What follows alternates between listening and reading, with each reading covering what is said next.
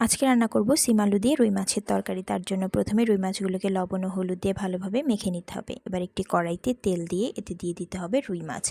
মাছগুলো উল্টে পাল্টে ভালোভাবে ভেজে নিতে হবে। মাছ ভাজা হয়ে গেলে এবার এগুলোকে তুলে নিতে হবে।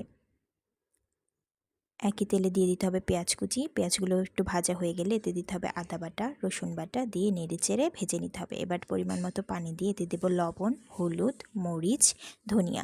মশলা ভালোভাবে কষিয়ে নিতে হবে। মশলা কষিয়ে এলে এতে দিয়ে দিতে হবে সিম ও আলু মশলার সাথে ভালোভাবে নেড়েচেড়ে মিশিয়ে কষিয়ে নিতে হবে। সিম ও আলু ভালোভাবে কষানো হয়ে গেলে এতে দিয়ে দিতে হবে পরিমাণ মতো পানি। ঢাকনা দিয়ে ঢেকে ঝোল ভালোভাবে ফুটিয়ে নেব। ঝোল ফুটে এলে এতে দিয়ে দেব টমেটো কুচি। আবারও ঢাকনা দিয়ে ঢেকে রান্না করে নেব। এবার ঢাকনা তুলে মাছগুলো দিয়ে ভালোভাবে নেড়েচেড়ে মিশিয়ে নিয়ে ঝোল ফুটিয়ে নিতে হবে। ঝোল ফুটে এলে ধনিয়া পাতা কুচি দিয়ে দিতে হবে। তাহলে তৈরি হয়ে যাবে মজাদার রুই মাছ দিয়ে সিম আলুর তরকারি।